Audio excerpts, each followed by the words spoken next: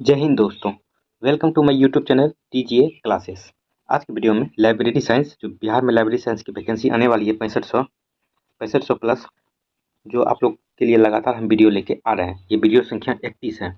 इससे पहले आपको 30 वीडियो अपलोड कर चुके हैं। यदि आपको नहीं देखे हैं तो डिस्क्रिप्शन में प्ले लिस्ट का लिंक दिया हुआ है, वहाँ से देख के अपना तैयारी अच्छा कर लीजिए। आप लोग हमेशा से तैयारी कर ही रहे होंगे। जब से लाइब्रेरी साइंस की नोटिफिकेशन आई हुई है तो हम भी एक तरह से आपको एमसीक्यू मोड में क्वेश्चन लेके आ रहे हैं। और ये जो बुक है ये आपका AKB पब्लिकेशन का है, जो डॉक्टर अमित किशोर जी के द्वारा लिखा गया है। देखिए, यूनिट 8 तक जो है हम आप लोग को वीडियो संख्या 30 तक बता चुके हैं, यानी कि यूनिट 8 तक हम 1780 क्वेश्चन तक बता चुके हैं। तो आप उसे जाके ज़रूर देखिए। और उसके बाद यूनिट 9 जो है थोड़ा सा आपको टफ चैप्टर लगेगा, क्योंकि यूनिट 9 जो है आपका चैप्टर ही है अनुसंधान क्रियाविधि, यानी रिसर्च मेथोलॉजी। ठीक है, तो इसमें क्या होता है कि आप जब एक तरह से मोटा मोटी आप समझ लीजिए, ये चैप्टर जो है आप जब भी पीजी पीजी पोस्ट कीजिएगा, PhD कीजिएगा, तो वहाँ पर एक तरह से रिसर्च पेपर तैयार करना पड़ता है। 2-4 साल लग जाता है आपको रिसर्च पेपर करने में। तो उसी के अनुसार जो है कि आप किस तरह से आप मतलब रिसर्च पेपर तैयार करके कहाँ जमा कीजिए, कौन सही करेगा, उसके बाद कौन सा पेपर क्या होता है, उसी सबसे रिलेटेड है आपका यूनिट 9। तो आप थोड़ा सा टफ लगेगा, मगर एक दो बार वीडियो देखिएगा तो खुद ब खुद समझ में आ जाएगा। देखिए, ये भी लाइब्रेरी से ही रिलेटेड है, यूनिट 9। ये लास्ट चैप्टर है आपका लाइब्रेरी साइंस का। तो चैप्टर 2000 जो है 2000 क्वेश्चन आपको जो है यूनिट 9 तक हम करवा देंगे। उसके बाद यूनिट 9 तक जो भी मिक्स्ड क्वेश्चन है वो हम आपको करवाएंगे। मिक्स्ड क्वेश्चन मतलब आपको धड़ल्ले से वैसा सब भी क्वेश्चन करना है जो सभी चैप्टर से रिलेटेड है। हमको चैप्टर बाय चैप्टर आपको तो बता ही चुके हैं, उसके बाद मिक्स करके 2000 प्लस क्वेश्चन आपको बताएंगे। उसके बाद सेट लगवाएंगे कि आप इस सेट में कितना कर सकते हैं। मतलब सेट लगवाएंगे क्या, सेट का भी क्वेश्चन आप लोग को करवाते रहेंगे किसी न किसी सेट का। जैसे अभी ईटूसॉल का नया सेट आया हुआ है, उसके बाद डॉक्टर अमित किशोर का ही पार्ट 2 है, उसका भी सेट लगवाएंगे। तो आप लोग हमेशा से वीडियो के साथ बने हैं तो बने ही रहिएगा। वीडियो को लाइक कर दें, चैनल को सब्सक्राइब कर दें। तो आइए देखते हैं यूनिट 9। देखिए, यूनिट 9 में हम लोग पढ़ते हैं अनुसंधान क्रियाविधि, यानी रिसर्च मेथोलॉजी। तो आइए देखते हैं पहला क्वेश्चन इसका। देखिए, पहला क्वेश्चन है आपका इसका कि शोध कार्य किया जाता है। तो शोध कार्य जो है ये ऑप्शन के अनुसार ऑल द अबव के लिए किया जाता है। तो क्या क्या है, तो पहला है for the origin of new knowledge, मतलब नया नॉलेज प्राप्त करने के लिए। दूसरा है for a new interpretation of old theories, मतलब पुराना थ्योरी को फिर से एकदम रिव्यू करने के लिए मतलब शोध कार्य किया जाता है। और तीसरा है फॉर रिसर्च डिग्री, मतलब PhD के लिए।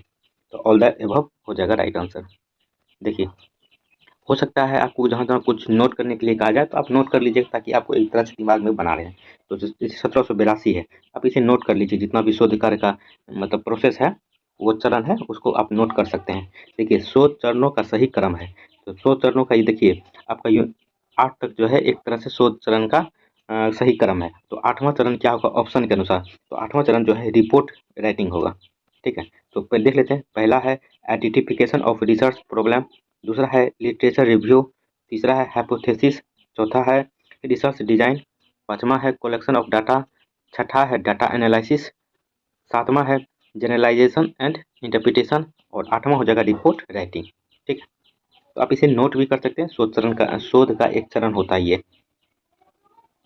क्वेश्चन नंबर 1783 देखिए, शोध समस्या का निर्धारण एवं शोधकर्ता द्वारा संबंधित पूर्व प्रकाशित साहित्य एवं दस्तावेजों का सर्वेक्षण एवं अध्ययन कहलाता है। तो ये आपको जो कहलाता है लिटरेचर रिव्यू कहलाता है। 1784 देखिए, किसी भी शोध कार्य का स्वरूप किस पर निर्भर करता है। तो किसी भी शोध कार्य का स्वरूप जो है ये आपका निर्भर करता है रिसर्च डिजाइन पे। Option number B right answer हो जाएगा। 1785 देखिए, 1785 आपका सामाजिक अनुसंधान की वास्तविक शुरुआत कहाँ से होती है। तो सामाजिक अनुसंधान की वास्तविक शुरुआत जो है ये आपका होता है फ्रॉम हाइपोथेसिस से। Option number B right answer हो जाएगा। 1786 देखिए, जो है सामाजिक शोध को मुख्यतः निम्नलिखित रूपों में विभाजित किया जा सकता है। तो पहला है फंडामेंटल एंड प्योर रिसर्च, दूसरा है अप्लाइड रिसर्च, और तीसरा क्या हो जाएगा, तीसरा हो जाएगा आपका एक्शन रिसर्च। ऑप्शन नंबर एक। देखिए, सामाजिक शोध को मुख्यतः निम्नलिखित रूपों में विभाजित किया जाता है। पहला है फंडामेंटल एंड प्योर रिसर्च, दूसरा है अप्लाइड रिसर्च, और तीसरा आपका हो जाएगा एक्शन रिसर्च। तो आप इसे भी ध्यान में रख सकते हैं। चलिए आगे देखते हैं। आगे क्वेश्चन है आपका 1787, इस प्रकार के अनुसंधान के नए ज्ञान की प्राप्ति एवं संवर्धन के साथ पुराने ज्ञान का पुनः परीक्षण करके उसे शुद्ध किया जाता है। इस प्रकार की खोज में नए तथ्यों एवं घटनाओं का अध्ययन किया जाता है। तो नए तथ्यों और घटनाओं के अध्ययन को जो है फंडामेंटल एंड प्योर रिसर्च कहा जाता है। ठीक है, ऑप्शन नंबर 1 राइट आंसर हो जाएगा। 1788 देखिए, 1788 है आपका। इस प्रकार का शोध सामाजिक जीवन के व्यवहारिक पहलू से संबंधित है और न केवल सामाजिक समस्या से संबंध में बल्कि सामाजिक योजना, सामाजिक अधिनियम, स्वास्थ्य सुरक्षा नियम, धर्म, शिक्षा, न्यायालय, मनोरंजन आदि से संबंधित मामलों पर शोध करता है। तो इस शोध को क्या कहा जाता है? इस शोध को जो है अप्लाइड रिसर्च कहा जाता है। Applied research, option number B right answer हो जाएगा। क्वेश्चन नंबर 1789 देखिए, जब सामाजिक शोध अध्ययनों के निष्कर्ष किसी भविष्य की योजना को कार्यात्मक रूप से संबंधित होते हैं तो इसे डैश कहा जाता है। देखिए काफी अच्छा क्वेश्चन है। जब सामाजिक शोध अध्ययनों के निष्कर्ष किसी भविष्य की योजना को क्रियात्मक रूप देने से संबंधित है तो उसे क्या कहा जाता है? उसे जो है एक्शन रिसर्च कहा जाता है। Option number C right answer हो जाएगा। आइए क्वेश्चन नंबर 1790 देखते हैं। 1790 है आपका। वैज्ञानिक अनुसंधान पद्धति के बारे में कौन सा कथन सत्य है? तो वैज्ञानिक अनुसंधान पद्धति के बारे में ये सारे कथन जो है सही है। तो option number D right answer हो जाएगा, उपरोक्त सभी। तो देख लेते हैं। तो पहला कथन है आपका, पहला कथन है वैज्ञानिक अनुसंधान पद्धति वास्तव में समस्या समाधान या निष्कर्ष, डाटा समीक्षा और परीक्षण किए गए नियमों पर आधारित होता है जिसके परिणाम सटीक और विश्वसनीय होते हैं। दूसरा है सामान्यतः वैज्ञानिक पद्धति नियमों के आधार पर तर्कों की निरंतर समीक्षा है जो उन तरीकों की नियता का परीक्षण करता है जिनसे साक्ष्य प्राप्त किए जाते हैं, जिसके द्वारा साक्ष्य की संभाव्य शक्ति का अनुमान लगाया जा सके, जिस पर निष्कर्ष आधारित होता है। और तीसरा है आपका कि डॉक्टर रंगनाथन ने वैज्ञानिक पद्धति का एक सर्पिल सिद्धांत प्रस्तुत किया। इंपॉर्टेंट है किस पे? वैज्ञानिक पद्धति पे। कौन? डॉक्टर रंगनाथन, जिसमें विभिन्न नियम, विभिन्न चरण और बौद्धिक गतिविधियां शामिल हैं। भारत में जो है पुस्तकालय विज्ञान का जनक जो है रंगनाथन को कहा जाता है। इसे भी ध्यान में रख सकते हैं। तो उपरोक्त सभी हो जाएगा, इसमें सही कथन है, सभी कथन सही है। क्वेश्चन नंबर 1789 देखिए, 1789 है आपका। रंगनाथन की वैज्ञानिक पद्धति के सर्पिल के बारे में कौन सा कथन सही है? तो सबसे पहले ही बता, रंगनाथन के द्वारा वैज्ञानिक पद्धति के आधार पर सर्पिल योजना दिया गया था। इसमें से कौन सा कथन सही है? तो ये सारे कथन सही है। Option number D right answer हो जाएगा, उपरोक्त सभी कथन सही है। देख लेते हैं। पहला कथन है डॉक्टर रंगनाथन ने वैज्ञानिक पद्धति का एक सर्पिल सिद्धांत प्रस्तुत किया जिसमें विभिन्न नियम, विभिन्न चरण और बौद्धिक गतिविधियां शामिल हैं। दूसरा है आपका वैज्ञानिक पद्धति के सभी प्रक्रियाओं को 4 प्रमुख बिंदुओं से दर्शाया गया है। 4 प्रमुख बिंदु कौन कौन से आगे हम आपको बताएंगे। उसके बाद तीसरा है वैज्ञानिक पद्धति की सभी प्रक्रियाओं के 4 चरणों में प्रस्तुत किया गया है। ये भी सही है। तो सभी सही है। तो उपरोक्त सभी कथन सही है। Option number D right answer हो जाएगा। आई 1792 देखते हैं। रंगनाथन ने अपनी चक्रीय या सर्पिल वैज्ञानिक पद्धति में निम्नलिखित 4 प्रमुख बिंदुओं का उल्लेख किया गया। तो 4 प्रमुख बिंदुओं कौन कौन सा? देखिए, पहला किया गया नादिर, दूसरा है एसिडेंट, तो तीसरा है जेनिथ और चौथा क्या हो जाएगा? चौथा हो जाएगा आपका डेसेंडेंट। ठीक है, ऑप्शन नंबर ए डेसेंडेंट। ठीक है, ऑप्शन नंबर 1 हो जाएगा। 4 बिंदु है तो चारों बिंदु को आप लोग लिख भी सकते हैं। क्वेश्चन नंबर 1793 देखिए, डॉक्टर रंगनाथन द्वारा प्रस्तुत वैज्ञानिक विधि के चक्रीय सिद्धांत में ऊपरी बिंदु कौन सा है? तो ऊपरी बिंदु जो है ये आपका किस अच्छी पे? चक्रीय सिद्धांत पे। तो ऊपरी बिंदु जो है आपका जेनेनिथ हो जाएगा। 1794 देखिए, डॉक्टर रंगनाथन द्वारा वैज्ञानिक पद्धति का सर्पिल सिद्धांत प्रस्तुत किया गया है जिसमें अनुभवों, अवलोकनों आदि के लिए तथ्यों का संचय किस बिंदु पर प्रकट करता है? तो ये नादिर पे करता है। Option number 1 Nadir. 1795 देखिए,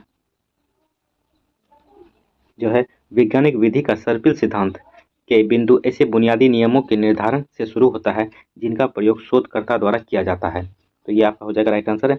ऑप्शन नंबर बी एसिडेंट। 1796 देखिए, वैज्ञानिक विधि के किस बिंदु पर निर्णयात्मक नियमों के संचय को प्रकट करता है तथा ये नियम चरम बिंदु पर प्रतिपादित मूल सिद्धांतों से प्राप्त होता है? तो आपका डेसेडेंट हो जाएगा। Option number D right answer है, डेसेंडेंट। 1797 देखिए, जो है आपका डॉक्टर रंगनाथन द्वारा प्रस्तुत वैज्ञानिक विधि की सर्पिल विधि को चक्रीय सिद्धांत में अनुभाज्य चरण इंपेरियल फेज कहा जाता है। तो ये इंपेरियल फेज जो कहा जाता है, ये option number 1 level between Nadir and assistant point, option number 1 right answer हो जाएगा। 1798 देखिए,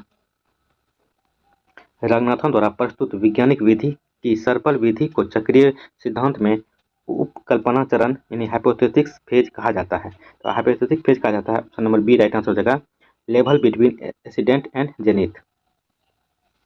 1799 देखिए, रंगनाथन द्वारा प्रस्तुत वैज्ञानिक विधि की सर्पिल विधि को चक्रीय सिद्धांत में निगमन चरण कहा जाता है। तो निगमन चरण जो है option number C level between zenith and descendant. Question number 1800 देखिए, रंगनाथन द्वारा प्रस्तुत वैज्ञानिक विधि की सर्पिल विधि को चक्रीय सिद्धांत में सत्यापन चरण कहा जाता है। तो सत्यापन चरण जो है ये कहा जाता है आपका option number D level between descendant and nadir. Question number 1801 देखिए, शोध डिजाइन की सामग्री सही क्रम प्रदान करें। शोध डिजाइन की सामग्री में सही क्रम कौन सा है? तो आप ऑप्शन के अनुसार सही क्रम आपको सजाना है। तो सबसे पहले हो जाएगा आपका टॉपिक एंड टाइटल रिसर्च पहला, दूसरा हो जाएगा आपका इंट्रोडक्शन एंड बैकग्राउंड, तीसरा हो जाएगा आपका कॉन्सेप्ट वेरिएबल एंड हाइपोथेसिस, उसके बाद तीसरा हो गया, चौथा हो जाएगा आपका डाटा कलेक्शन टूल्स, ठीक है, पांचवा हो जाएगा एनालिसिस इंटरप्रिटेशन, और छठा हो जाएगा रिसर्च रिपोर्ट। ठीक है, इस तरह से जाके लिखिएगा तो ऑप्शन नंबर 1 राइट आंसर हो जाएगा। तो आप इसे नोट भी कर सकते हैं ऑप्शन नंबर 1 या स्क्रीनशॉट ले सकते हैं। एक तरह से आप जो भी रिसर्च पेपर तैयार कर रहे होंगे तो एक तरह से उनके लिए एक वरदान साबित हो जाएगा ये। आइए 1802 देखते हैं। 1802 देखिए, 1802 है अनुसंधान रिपोर्ट की संरचना या रूपरेखा का सही क्रम क्या है? तो अनुसंधान या रिपोर्ट की संरचना का रूपरेखा सही क्रम जो है ये ऑप्शन नंबर 1 राइट आंसर हो जाएगा।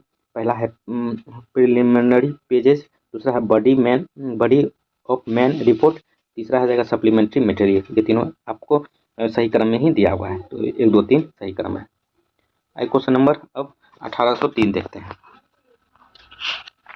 ये भी आपका जो है आपको सही क्रम में दर्शाने के लिए कहा जा रहा है। देखिए, अनुसंधान रिपोर्ट के प्रारंभिक पृष्ठों का सही क्रम करें। तो अनुसंधान रिपोर्ट का तो प्रारंभिक पृष्ठों का सही क्रम कौन सा हो जाएगा? तो सबसे पहले तो टाइटल ऑफ रिपोर्ट हो जाएगा, उसके बाद दूसरा हो जाएगा आपका एक्नॉलेजमेंट, उसके बाद तीसरा हो जाएगा टेबल ऑफ कॉन्टेंट्स, उसके बाद चौथा हो जाएगा आपका मेन चैप्टर्स, पांचवा हो जाएगा आपका रेफरेंस, और छठा हो जाएगा अपेंडिक्स। तो इस तरह से आप सजा के जब लिखिएगा तो ऑप्शन नंबर 1 राइट आंसर हो जाएगा। आप इसे भी नोट कर सकते हैं, ये भी आपका सही क्रम में दर्शाने के लिए कहा जा रहा है। देखिए, मुख्य रिपोर्ट यानी थीसिस के मुख्य भाग का सही क्रम प्रदान करिए। थीसिस का मुख्य रिपोर्ट का थीसिस का सही क्रम जो है कौन सा होगा? तो सही क्रम जो होगा इसमें अब जब सजा कर लिखिएगा तो पहला हो जाएगा इंट्रोडक्शन, दूसरा हो जाएगा आपका लिटरेचर रिव्यू, तीसरा हो जाएगा रिसर्च मेथोडोलॉजी, उसके बाद चौथा हो जाएगा डाटा एनालिसिस एंड इंटरप्रिटेशन, पांचवा हो जाएगा आपका रिकमेंडेशन, और छठा हो जाएगा कॉन्सिलेशन। तो इस तरह से सजा के लिखिएगा तो ऑप्शन नंबर 1 राइट आंसर हो जाएगा। 1805 देखिए, शोध प्रबंध यानी थीसिस के किस भाग में अतिरिक्त तालिका ग्रंथ सूची या एवं चित्रों को स्थान दिया जाता है? तो इन द अपेंडिक्स में दिया जाता है, इन द अपेंडिक्स में।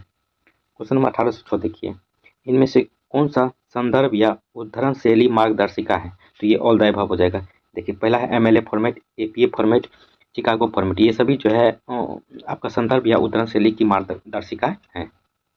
आइए 1807 देखते हैं। 1807 है आपका कि अमेरिकन साइकोलॉजिकल एसोसिएशन यानी एपीए प्रारूप के अनुसार सही संदर्भ लेखन है। तो देखिए, एपीए मतलब अमेरिकन साइकोलॉजिकल एसोसिएशन का जो है किस तरह से लिखा जाता है?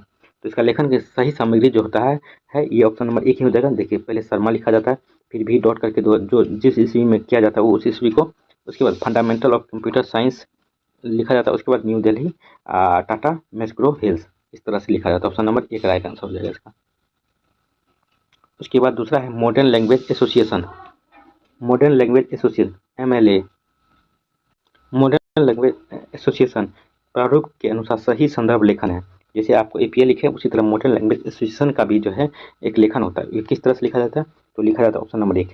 देखिए, नाबुकोव व्लादिमीर डॉट देखिए कोमा, उसके बाद डॉट है, लोलिता न्यूयॉर्क, उसके बाद पूतनाम 1955, इस तरह से लिखा जाता है, इसे ध्यान में रखिएगा। एक क्वेश्चन नंबर 1809 देखते हैं। ये भी आपका सही क्रम में लिखने के लिए कह रहा है, शोध के चरणों का सही क्रम क्या होगा? तो शोध के चरणों का सही क्रम जो है ये आपका हो जाएगा, सबसे पहले हो जाएगा आपका आइडेंटिफिकेशन ऑफ रिसर्च प्रॉब्लम, उसके बाद दूसरा हो जाएगा लिसनिंग ऑफ रिसर्च ऑब्जेक्टिव्स, उसके बाद तीसरा हो जाएगा मेथोलॉजी, उसके बाद चौथा हो जाएगा कलेक्शन ऑफ डाटा, उसके बाद पांचवा हो जाएगा डाटा एनालिसिस, और छठा हो जाएगा रिजल्ट एंड डिस्कशन। इस तरह से करिएगा तो option number B right answer हो जाएगा। क्वेश्चन नंबर 1810 देखिए, शोध कार्यों में यानी ऑब्जर्व्ड डाटा की तुलना में डैश से करने के लिए चाई स्क्वायर टेक्निक का उपयोग किया जाता है। तो किसका उपयोग किया जाता है? तो एक्सपेक्टेड डाटा का उपयोग किया जाता है। क्वेश्चन नंबर 1811 देखिए, जो कि है आपका, उत्पत्ति के वर्ष के आधार पर निम्नलिखित में से कौन सा ग्रंथ सूची उपसूत्र का सही क्रम है? तो कौन सा जो है एक तरह से आपको सही क्रम में लिखना है, किस किस आधार पर? उत्पत्ति के वर्ष के आधार पर। उत्पत्ति के वर्ष के आधार पर जो है आपको जब भी इसे इसे लिखिएगा तो आप देखिए कब लाया गया था, कौन सा लोग, तो आपको पता तो है नहीं, हम आपको हम एक तरह से बता देते हैं कि मतलब बता क्या देते हैं कि आपको आने वाले क्वेश्चन में ये चीज़ आपको मिल जाएगा, तो इस अनुसार बैठिएगा तो option number C right answer हो जाएगा। यानी सबसे पहले जिभफ्स लॉ हो जाएगा, उसके बाद दूसरा हो जाएगा स्टैटिस्टिक्स बिब्लियोग्राफी, उसके बाद तीसरा हो जाएगा लोटकास लॉ, उसके बाद पाँचवा हो जाएगा ब्रैडफोर्ड लॉ। तो इस तरह से साथ लिखिएगा तो option number C right answer हो जाएगा। उसके बाद इसमें मिलान करने वाला कहा जा रहा है 1812 में। देखिए 1812 जो है आपको मिलान सूची को मिलान करने के लिए कहा जा रहा है कि इसका मिलान कीजिए। देखिए सबसे पहले जो है आपका सूची मिलान कीजिए ब्रैडफोर्ड लॉ जो है ये आपका संबंधित है देखिए लॉ ऑफ स्केटिंग से, एक का 4, एक का डी, ठीक है। लोटकास लॉ आपका संबंधित है ऑथर्स ऑफ प्रोडक्टिविटी से।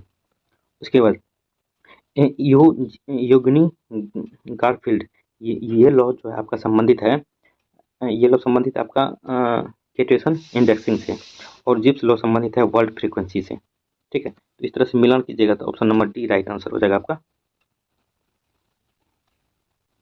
आइए क्वेश्चन नंबर 1813 देखते हैं, जो कि है सूचियों का मिलान करिए। ये भी आपको मिलान करने वाला है।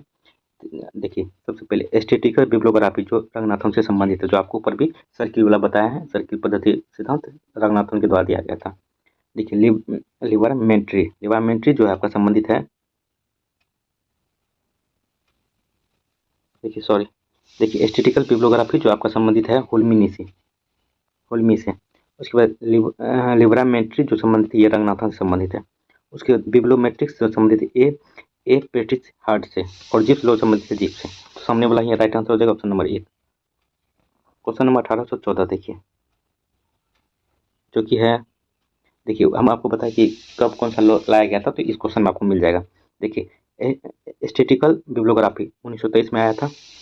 लिवरमेंट्री आपका आया था 1948 में। बिब्लियोमेट्रिक्स जो 1969 में आया था। जिफाफ लॉ जो 1935 में आया था। तो ऑप्शन नंबर 1 राइट आंसर हो जाएगा, सामने वाला ही है, आप इसे नोट भी कर सकते हैं।